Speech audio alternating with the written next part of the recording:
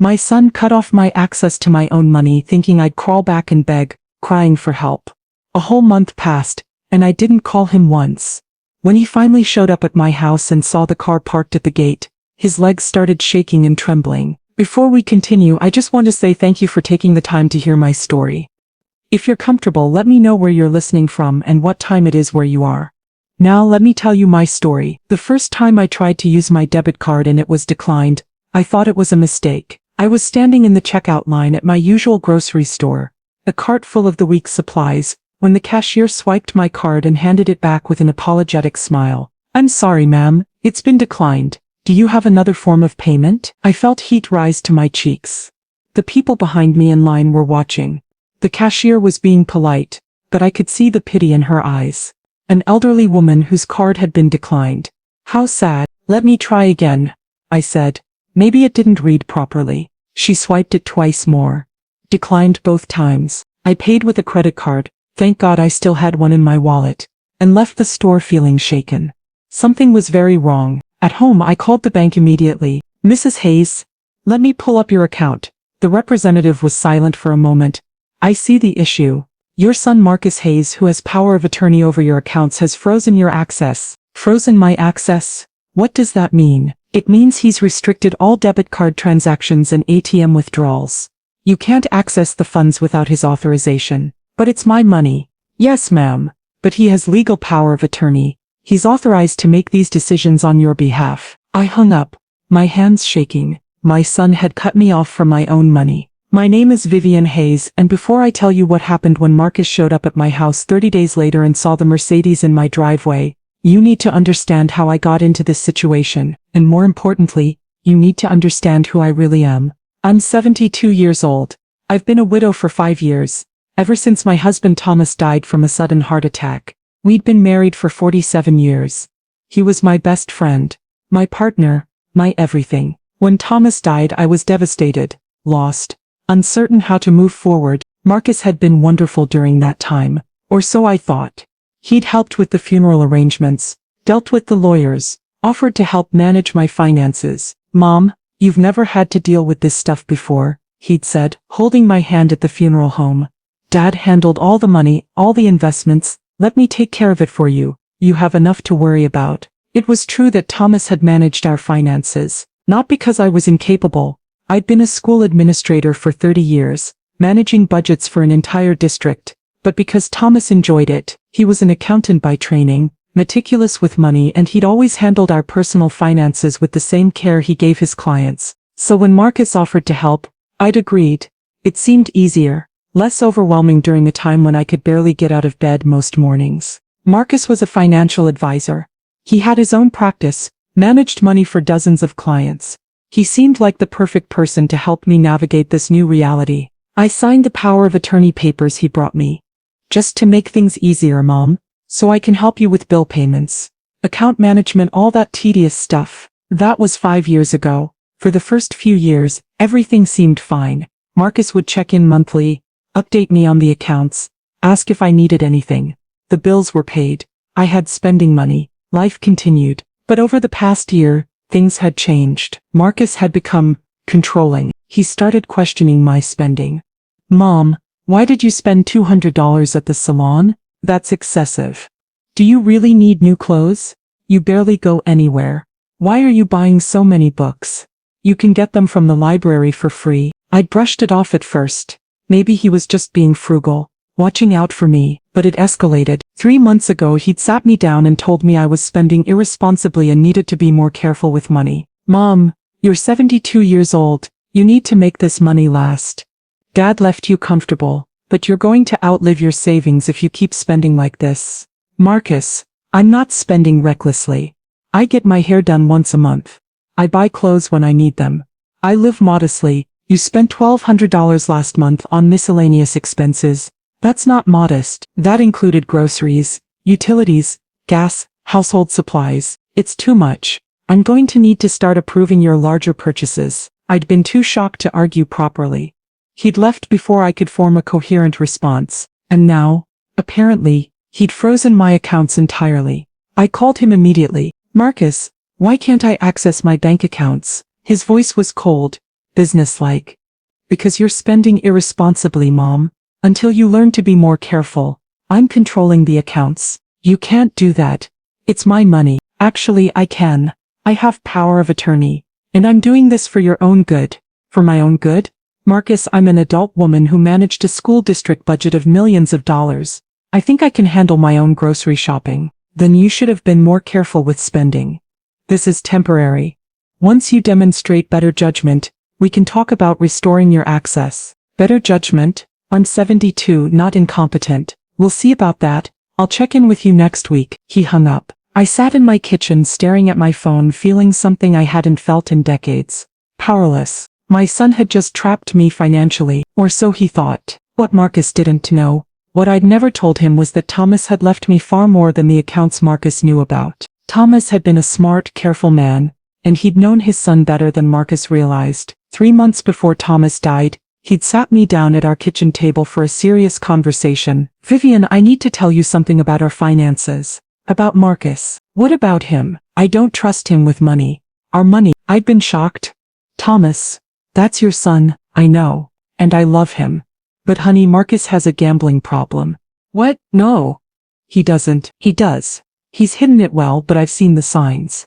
I've loaned him money 3 times over the past 5 years. Money he's never paid back. He told me it was for business expenses. But I checked. It wasn't. Where did it go? Vegas. Atlantic City, online poker sites. He's got a problem, Vivian. And I'm worried about what will happen to you if something happens to me and he has access to all our money. Thomas had pulled out a stack of papers. So I've made arrangements. The joint accounts we have, the checking, the savings, the investment account at Merrill Lynch. Those total about $800,000. Marcus knows about those accounts. If something happens to me, they'll transfer to your name and he can help you manage them if you want. But the rest of our assets, I've moved them into accounts Marcus doesn't know about. A Swiss bank account with $1.2 million.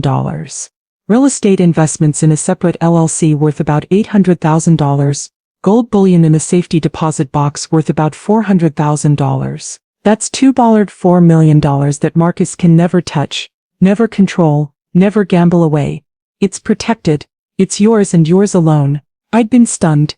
Thomas, this seems extreme. Promise me you won't tell Marcus.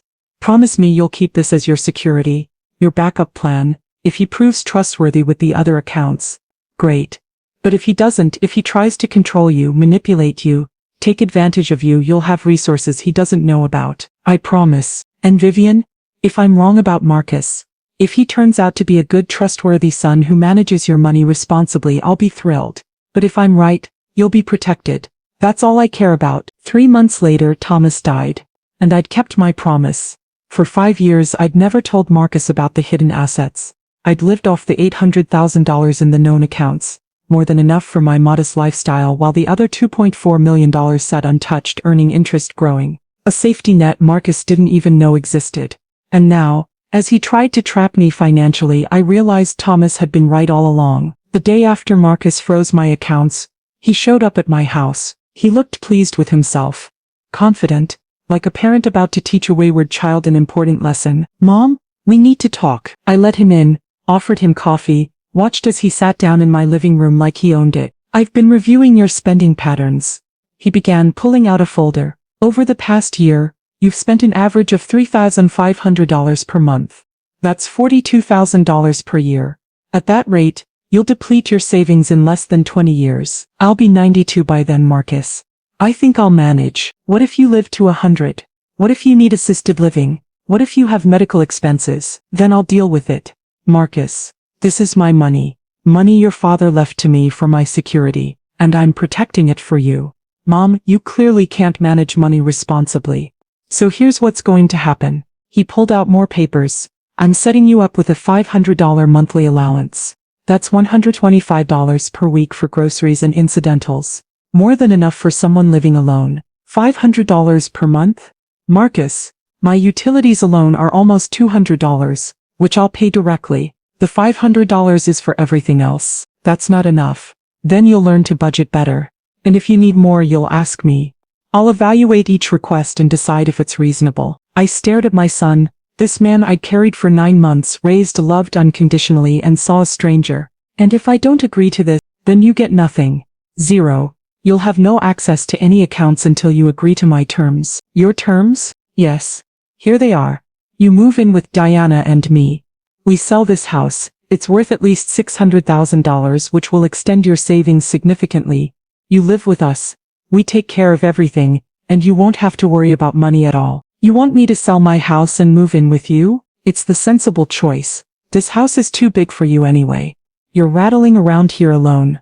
Diana and I have space. You'd have your own bedroom and bathroom. It's perfect. I don't want to sell my house. Then you live on $500 a month. Your choice. He stood up, gathering his papers. Think about it. I'll give you a week. I imagine by then you'll realize this is the best option for everyone. Everyone? Or just you? He paused at the door. What's that supposed to mean? Nothing, Marcus. I'll think about your offer. Good. Call me when you're ready to be reasonable. After he left, I sat in my living room for a long time. He thought he'd trapped me, thought I'd be crawling back within days, desperate for money, willing to agree to anything. He had no idea what was about to happen. The first thing I did was call my lawyer. Not Marcus's lawyer, mine. A woman named Patricia Chen who'd helped me with some estate planning issues a few years ago. Patricia, I need your help. My son has frozen my bank accounts using his power of attorney. Can he do that? Unfortunately, yes. If he has POA over those accounts, he has broad authority to manage them, including restricting your access. Even if I'm completely competent, even then, the POA is a legal document giving him control. To revoke it, you'd need to file paperwork and possibly prove he's acting against your interests. What if I just want to access different accounts? He doesn't control. Then that's easy. If you have accounts without his POA, you can use them freely. I do. Several accounts he doesn't know about. Can I revoke his POA over the accounts he does control? Absolutely. I can draft the revocation today. You'll need to file it with the bank and his name will be removed. Do it. And Patricia, I need you to help me with something else. I want documentation of every transaction he's made from my accounts over the past 5 years. Looking for something specific, unauthorized transfers, money he's taken without my permission. I'll get started immediately. The second thing I did was call my financial advisor, not Marcus but the professional who managed my Swiss account and real estate investments. A discreet man named Robert who'd worked with Thomas for decades. Robert, it's Vivian Hayes. I need to liquidate some assets. I'm going to need access to about $300,000 over the next month. Of course, Mrs. Hayes. From which account? The Swiss account. Wire $50,000 to my personal checking account, the one at First National that Marcus doesn't have access to. I'll let you know if I need more. Consider it done. May I ask what this is for? Let's just say I'm making some purchases my son doesn't need to know about. Robert chuckled.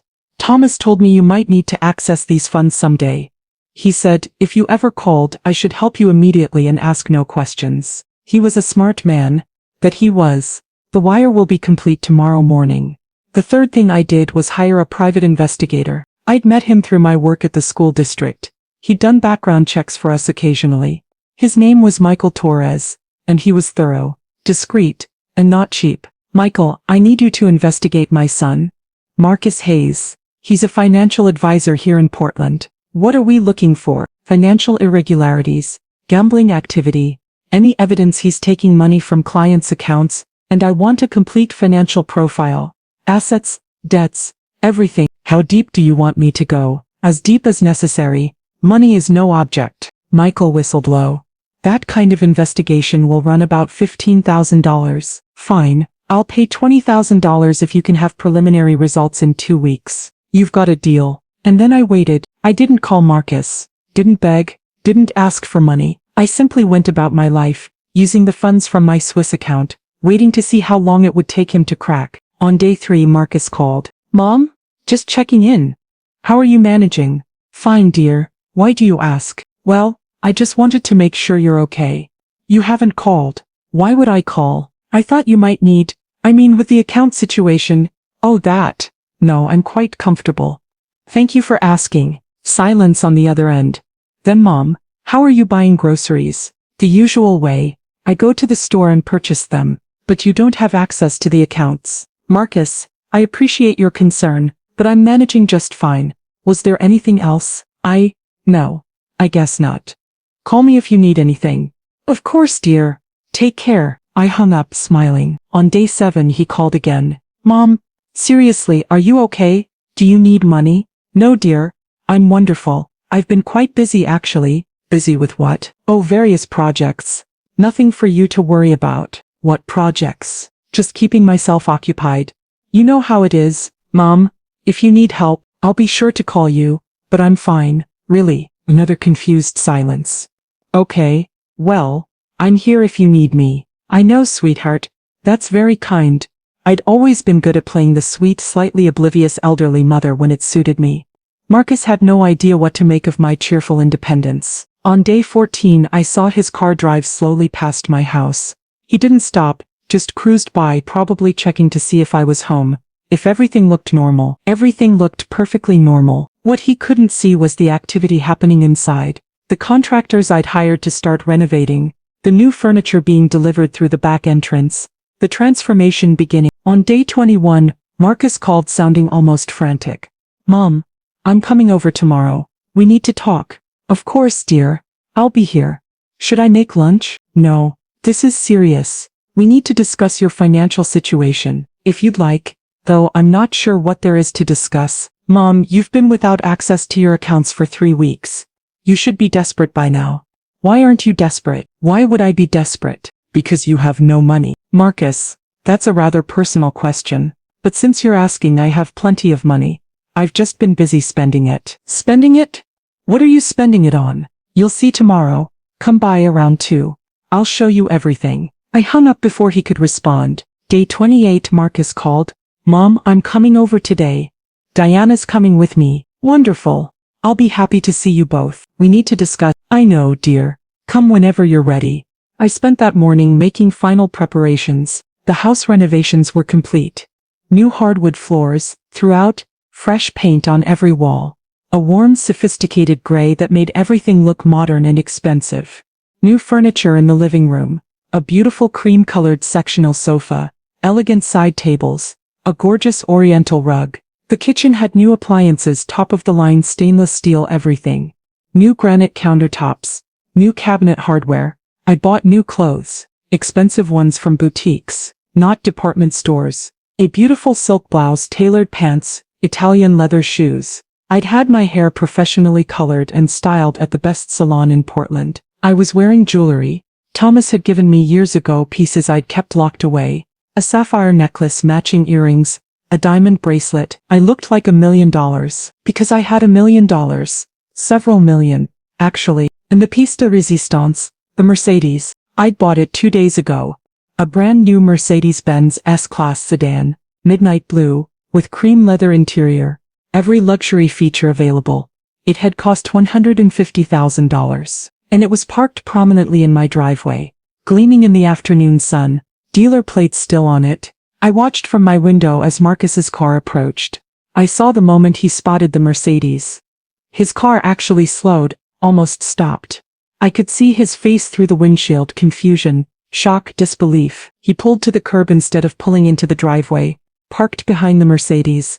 Just sat there for a moment, staring. Diana was talking to him. I could see her lips moving, her expression puzzled. Marcus got out of the car slowly. His legs were shaking. Actually shaking. He walked toward the Mercedes like it might disappear if he got too close. Touched the hood gently as if confirming it was real. Diana got out, came to stand beside him. Marcus, whose car is this? I don't know. They walked to my front door. Marcus had to steady himself against the door frame. I opened the door before he could knock, smiling warmly. Marcus, Diana, what a lovely surprise. Come in, come in. Marcus stumbled into my house like a man in shock. He looked around at the renovated interior, the new furniture, the expensive decor. His mouth was opening and closing but no sound was coming out. Diana was taking everything in with wide eyes. Elizabeth, your house looks amazing. When did you do all this? Oh, over the past few weeks, I decided it was time for some updates. Sit. Can I get you coffee? I just bought the most wonderful Italian espresso machine. Mom. Marcus's voice was strangled. What is happening? What do you mean, dear? The car, the house, everything. How did you pay for all this? I sat down in my new armchair, crossed my legs elegantly. I used my money, Marcus. How else would I pay for things? But you don't have money. I froze your accounts. No, darling. You froze your access to some of my accounts. That's different. Diana sat down slowly. What does that mean? I looked at Marcus. Did you really think your father only left me the accounts you manage? That $800,000 was everything. Marcus dropped into the sofa. What are you talking about? Your father was a very smart, very careful man. He knew you had, shall we say, issues with money management. So he made sure I had resources you couldn't touch. I pulled out my folder. I'd been waiting for this moment. There's a Swiss bank account with $1.2 million, a real estate investment portfolio worth $800,000, gold bullion worth $400,000, none of which you have power of attorney over, none of which you can control. That's, Marcus was going pale. That's $2.4 million. Yes, your father left me $3.2 million total assets. You've been managing $800,000 of it, the everyday money, as he called it. The rest is mine alone, protected, untouchable. Diana looked at Marcus. You told me your mother only had the accounts you manage. You said that was all she had, I thought. Dad never told me. That was the point, I said gently. He wanted to see if you'd be trustworthy with what he gave you access to. It was a test, Marcus. A test? One you failed spectacularly. I pulled out more papers, the ones Patricia had prepared. Bank statements from the accounts Marcus managed. Over the past 5 years, you've taken $180,000 from my accounts. Small transfers, $5,000 here, $10,000 there, amounts you thought I wouldn't notice or wouldn't remember. Marcus's face was now completely white. I was going to pay it back. Were you? With what money? I pulled out another document. This is the financial report my private investigator prepared. You're $50,000 in debt, Marcus. Gambling debts. Diana stood up. What? Online poker. Sports betting. Casino trips to Vegas that you told Diana were business conferences. You've been stealing from my accounts to pay off gambling debts. And when that wasn't fast enough, you decided to freeze my access completely. Force me to move in with you, sell my house for $600,000 and use that money to cover your debts. I looked at Diana. Did he tell you about this plan? He told me his mother was struggling financially, that she needed supervision, that we should offer to let her move in with us and help her sell the house because it was too much for her to maintain. I'm not struggling financially, I'm worth over $3 million. And this house is perfectly maintained. Marcus lied to you because he wanted to steal my home to pay off his gambling debts. Diana was crying now. Marcus, tell me this isn't true. Marcus couldn't speak. He just sat there trembling. I pulled out the final document. Marcus, you haven't just been stealing from me. My investigator found irregularities in 3 of your clients' accounts. Elderly clients, like me, people who trust you. You've been taking money from them too. Small amounts, thinking they won't notice. But they will, because I've already contacted their families. You what? I sent them copies of the suspicious transactions. They're reviewing their accounts right now. When they find the discrepancies, they'll report you. You'll lose your financial advisor license. You'll face criminal charges. Mom, no, please, don't do this. I didn't do this. You did. You stole from your clients. You stole from your mother. You tried to trap me, control me, force me to sell my home. Diana stood up. I need to leave. I can't be here right now. She walked out. I heard her car start, heard her drive away. Marcus and I sat in silence. Finally, he said, "You're going to ruin me." No, Marcus, you ruined yourself. I'm just making sure you face the consequences. Over the next week, everything fell apart for Marcus. The 3 elderly clients' families reviewed their accounts and found exactly what my investigator had documented. Unauthorized transfers, money moved from their accounts to Marcus's personal accounts, disguised as management fees or investment expenses. All 3 families filed complaints with the State Financial Regulatory Board. An investigation was opened immediately. Marcus's firm suspended him pending the investigation.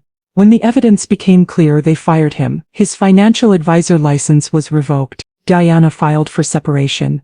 She'd had no idea about the gambling, the debt, the stealing. She felt betrayed and humiliated. Marcus showed up at my house 2 weeks after our confrontation, looking haggard. Mom, please, I need help.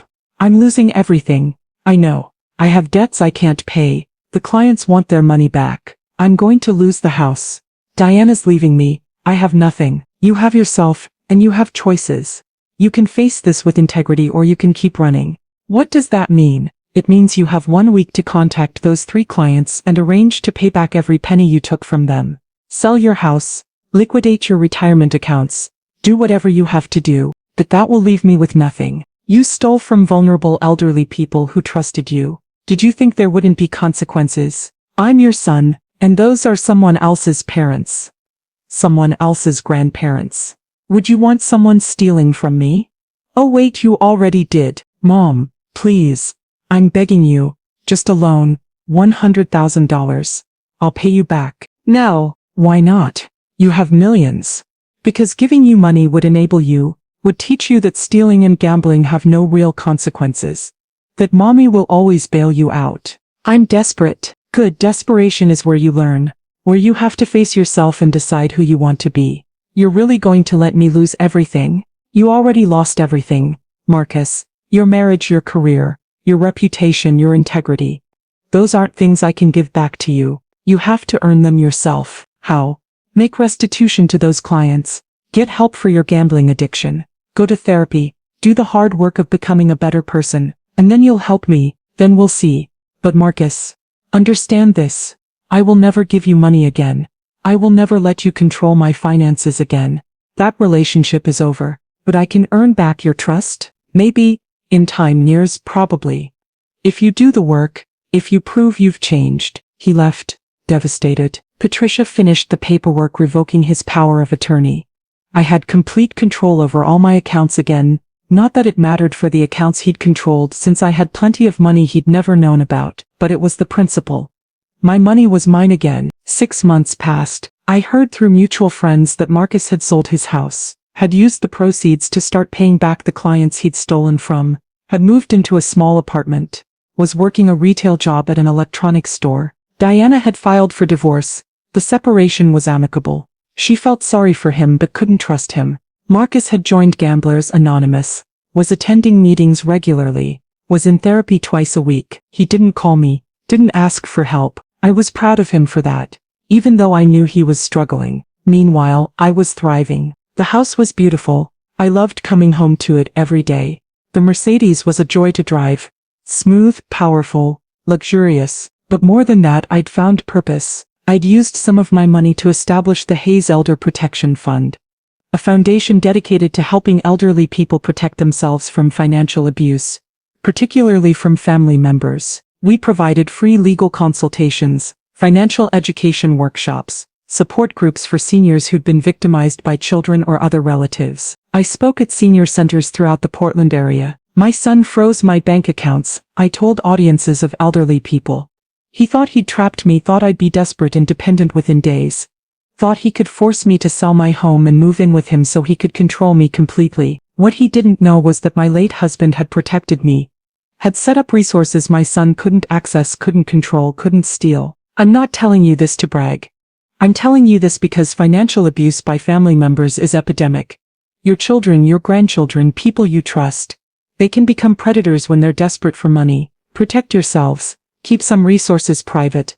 Don't give anyone, not your spouse, not your children, not anyone, complete control over all your finances. Have your own accounts, your own credit cards, your own safety net. Because if someone tries to trap you financially, you need options. You need power. You need independence. After one of these talks, an elderly woman approached me. Mrs. Hayes, my son has been pressuring me to give him power of attorney over my accounts. He says it's just to make things easier. But something feels wrong. What should I do? Trust that instinct, I said firmly. If something feels wrong, it probably is. Don't give him POA unless you absolutely need help managing your affairs. And even then, consider a professional fiduciary instead of a family member. But he's my son. He'll be hurt if I say no. Better to hurt his feelings than to lose your financial independence. You can always grant POA later if you genuinely need it. But once you give it, it's hard to take back. What if I've already given it to him? Then review your accounts regularly. Make sure every transaction is authorized. Keep your own records. And if you see anything suspicious, revoke the POA immediately and consult a lawyer. The woman hugged me. Thank you. You might have just saved me from making a terrible mistake. These conversations happened after every talk. Dozens of elderly people who were facing pressure from family members, who felt guilty for not trusting their own children, who needed permission to protect themselves. I gave them that permission. Over and over. Your money is yours. Your security matters. Trust your instincts. 1 year after Marcus had frozen my accounts, my phone rang. A number I didn't recognize. Mrs. Hayes, this is Dr. Rachel Morrison. I'm Marcus Hayes' therapist. He's asked me to call you with his permission. Of course. He wanted me to give you an update on his progress. Is he okay? He's doing well, actually. He's been gambling free for 14 months. He's attending GA meetings regularly. He's been in therapy with me for a year, and he's paid back $20,000 to the clients he stole from. That's wonderful. He asked me to tell you that he's not asking for money or help. He just wanted you to know he's working on himself. He's trying to become someone you could be proud of. I felt tears sting my eyes. Thank you for telling me. He also asked me to tell you he's sorry. For everything. He understands if you never forgive him, but he needed you to know. After I hung up, I sat for a long time thinking, Marcus was doing the work, actually changing, taking responsibility. Part of me wanted to call him immediately, tell him I was proud, offer support, but I didn't, because the work he was doing needed to be for himself, not for my approval. He needed to rebuild his life, because he wanted to be a better person, not because he was trying to earn my forgiveness. So I waited. 2 years after the confrontation, Marcus showed up at my door. I'd been expecting this. Not the specific day, but I'd known eventually he'd come. He looked different, thinner, older, but somehow more solid, more grounded. His eyes were clear. No more of the desperate, hunted look he'd had before. Mom, can we talk? Of course. Come in. We sat in my living room, the one he'd last seen 2 years ago when he'd learned about my hidden wealth. I'm not here for money, he said immediately. I need you to know that, okay? I'm here to apologize, for real this time. Not because I want something, but because you deserve to hear it. He took a deep breath. I was a terrible son. I stole from you. I tried to control you. I treated you like you were incompetent when you're smarter than I'll ever be. I was so deep in my addiction that I couldn't see what I was doing. The gambling, the debt, the desperation, it consumed everything. I stopped seeing you as my mother and started seeing you as a resource, as money I was entitled to. That's disgusting. And I'm ashamed. I've been working on this in therapy for 2 years, and I'm still ashamed every day. But I'm getting better. I've been gambling free for 2 years. I paid back every client I stole from, plus interest. I'm working a regular job. I live modestly. I'm rebuilding my life from nothing. And I'm not asking you to forgive me. I don't deserve it. I just needed you to hear me say I'm sorry. I was wrong, and I'm trying every day to be better. I looked at my son, this man who'd tried to steal everything from me, who'd almost destroyed himself in the process, and I saw something I hadn't seen in years. Humility, honesty, growth. Marcus, I'm proud of you. His eyes filled with tears. You are? For doing the work, for taking responsibility, for rebuilding. Those are hard things. Most people never do them. I had to. I hit rock bottom, lost everything, had nowhere to go but up. Your father would be proud too. I doubt that. I disappointed him pretty badly. He loved you, Marcus. Even when he didn't trust you with money, even when he protected me from you, he hoped you'd grow into someone trustworthy. He'd be glad you're getting there. We talked for 2 hours, about his recovery, his job, his life, the lessons he'd learned. I didn't offer him money, didn't suggest he move back in with me, didn't try to fix his problems. I just listened, acknowledged his progress, respected the work he was doing. When he left, he hugged me at the door. Thank you, Mom, for not giving up on me, for letting me fall, for giving me the chance to rebuild myself. That's what parents do, Marcus. We prepare you for life. Sometimes that means catching you when you fall. Sometimes it means stepping back and letting you learn to stand up on your own. I'm standing now. Finally, I can see that. 3 years after Marcus had frozen my accounts, I was sitting in a coffee shop with my daughter-in-law, ex-daughter-in-law now, Deanna. She'd reached out a few months earlier asking if we could stay in touch despite the divorce. I'd agreed immediately. I'd always liked Deanna. How's Marcus doing? She asked. Better. He's working steady. Still in recovery. He calls every few weeks just to check in. Does he ask for money? Never. Not once since that first time I refused. He knows that door is closed. Good. I'm glad he's finally learning. Diana stirred her coffee. Elizabeth, I need to tell you something. I'm getting remarried. That's wonderful. Anyone I know? No. His name is Robert. He's an engineer. Very stable, very honest. The opposite of Marcus in every way that matters. I'm happy for you. Thank you. And Elizabeth, I'm sorry. For everything that happened. I should have seen what Marcus was doing. Should have questioned his story about you being senile. You trusted your husband. That's not a fault. I should have trusted my instincts. When he said you were incompetent, I'd met you, you were sharp, articulate, completely with it, but I let him convince me otherwise. Diana. Marcus was convincing. He convinced himself his lies were true. Don't blame yourself for believing him. She smiled. You're generous. Marcus doesn't deserve you. He's my son. I don't love him because he deserves it. I love him because he's mine. But that doesn't mean I enable him or let him abuse me. That's the difference between love and enabling. Exactly. 4 years after the confrontation, I was speaking at a large senior center in downtown Portland. There were over 100 people in the audience. Financial abuse by family members is one of the most common forms of elder abuse, I told them. Children who feel entitled to your money, who think it'll be mine eventually anyway. So why not now? Who see your age as weakness to exploit. My son cut off my access to my own money, froze my accounts, gave me a $500 monthly allowance and told me if I didn't like it I could sell my house and move in with him. He thought he'd trapped me, thought I'd crawl back begging within days. A whole month passed and I didn't call him once. When he finally showed up at my house and saw the $150,000 Mercedes parked at my gate, his legs literally shook, because he realized he'd never controlled me. He'd never had power over me. He'd only controlled what I'd allowed him to control. An elderly man raised his hand. How did you have money he didn't know about? My late husband protected me.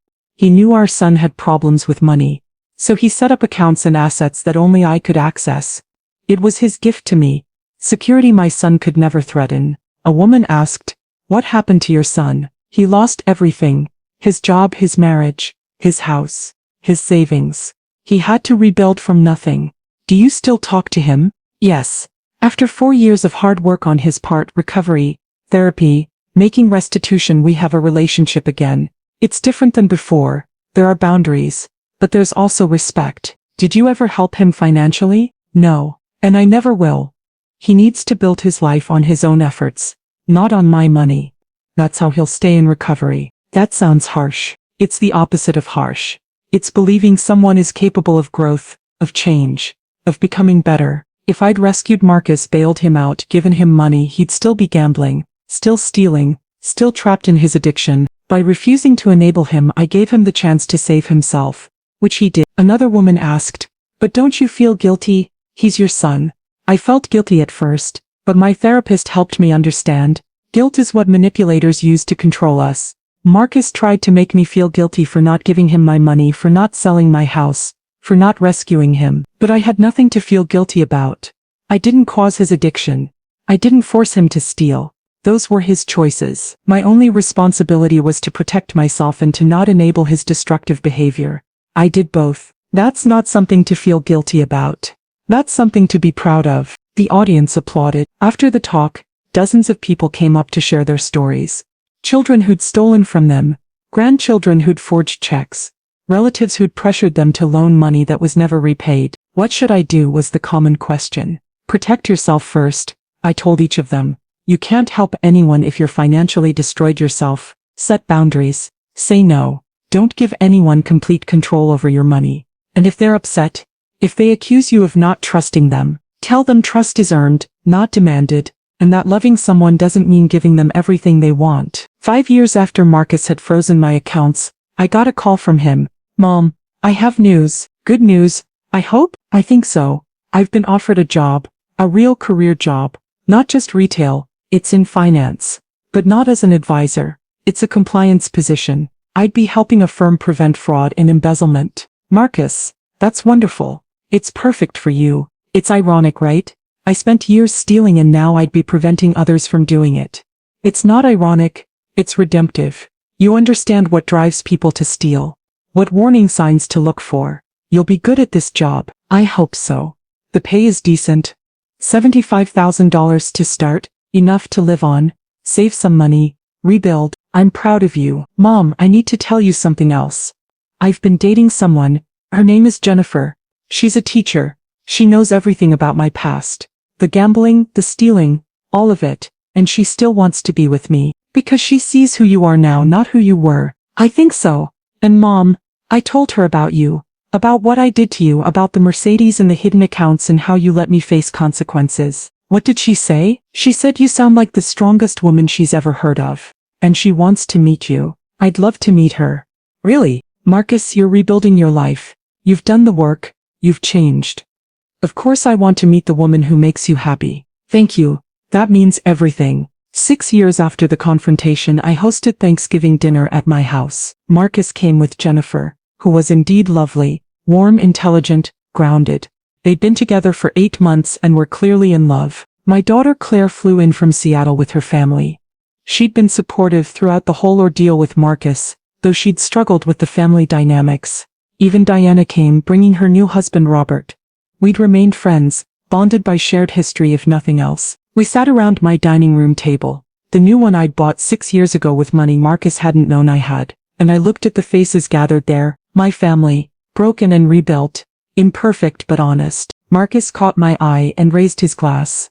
I'd like to propose a toast to Mom, who taught me the hardest lesson of my life. That love means boundaries, that helping sometimes means stepping back, that family isn't about obligation, it's about respect. Mom, 6 years ago I tried to control you, trap you, steal from you. I thought you were weak and I was entitled to your money.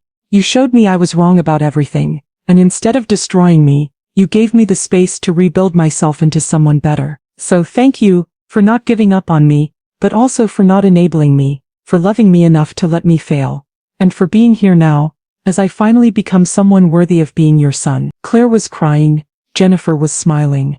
Diana nodded approvingly. I raised my own glass. To family. The one we're born into and the one we choose. The one that breaks and the one that heals. To all of us, doing our best to love each other well. We drank. And then we ate. And it was a good day. I'm 78 years old now. It's been 6 years since Marcus froze my bank accounts thinking he'd trapped me into dependence. 6 years since he showed up at my house and saw the Mercedes, his legs shaking as he realized I'd never needed him the way he thought I did. 6 years since I chose to let him face consequences rather than rescue him. Marcus is 46 now. He's been gambling free for 6 years. He's married to Jennifer. They had a small wedding last year that I helped pay for. Not because he asked, but because I wanted to. He works in financial compliance, helping prevent the kind of fraud he used to commit. He's good at it. Uses his knowledge of how criminals think to catch them. He lives modestly, saves money, has rebuilt his credit, owns a small condo, has a normal, stable life. We talk every week. He visits monthly. Our relationship is good, different than before, more honest with clearer boundaries but good. He never asks for money. I sometimes offer small amounts for specific things, helped with his wedding, bought them a nice couch as a housewarming gift. But nothing large, nothing that would enable rather than celebrate. Diana remained a friend. She's happy with Robert. Sometimes the four of them, Marcus, Jennifer, Diana and Robert, go to dinner together. It's oddly functional, our blended ex-family. I still drive the Mercedes. It's 6 years old now, but I love it. Every time I get in it I remember the look on Marcus's face when he first saw it. The moment he realized he'd never had the power he thought he had. I still live in my house. The renovations have held up beautifully. I host family dinners regularly. The home Marcus tried to steal from me became the center of our rebuilt family. The Hayes Elder Protection Fund has helped over 300 elderly people protect themselves from financial abuse. We've provided legal assistance, financial education, and emotional support to seniors facing exploitation by family members. I speak at senior centers twice a month. Always the same message. Protect yourself. Trust your instincts. Love your family but don't let them abuse you. Last week Marcus stopped by unannounced. Mom, can I ask you something? Of course. Why did you do it? Why did you let me lose everything instead of just helping me? I'd been waiting 6 years for this question, because helping you would have meant enabling your addiction. It would have taught you that stealing has no real consequences, that family will always bail you out, that you don't need to change because someone will always rescue you. But weren't you afraid I'd never recover, that I'd end up homeless or worse? Terrified, every single day. But Marcus, I had to believe you were capable of more, capable of growth, of change, of saving yourself. If I'd given you money, if I'd made your problems go away, you'd still be gambling, still stealing, still lying. You'd be worse off now than you were then. By letting you face consequences, by believing you were strong enough to handle them, I gave you the chance to become who you are today. And who am I today? Someone honest, someone responsible, someone who takes accountability for his actions, someone I'm proud to call my son. Marcus hugged me. Thank you for believing I could be better, even when I didn't believe it myself. That's what mothers do. I'm sitting in my living room now, looking at family photos on my mantle. Thomas, smiling in the photo taken a month before he died. He'd protected me from a threat he saw coming. His foresight saved me. Marcus and Jennifer on their wedding day. Happy, healthy, whole, clear with her family. My grandchildren growing up with a better example of family than Marcus had provided. And me, in front of the Mercedes, 72 years old, gray-haired, wrinkled, smiling like I'd just won the lottery. Because I had, not the money, I'd always had the money. I'd won my independence, my dignity, my self-respect. My son had tried to trap me, control me, steal from me, and I'd shown everyone that age doesn't mean helpless, that elderly doesn't mean vulnerable, that a 72-year-old woman can be stronger, smarter, and more resourceful than anyone expects. Marcus cut off my access to my own money, thinking I'd crawl back and beg. A whole month passed and I didn't call him once. When he finally showed up at my house and saw the car parked at the gate, his legs started shaking, because in that moment he realized his mother didn't need him. She'd never needed him. She was powerful, wealthy, independent, and he'd never even known it. That's not revenge. That's revelation. I'm Vivian Hayes. I'm 78 years old.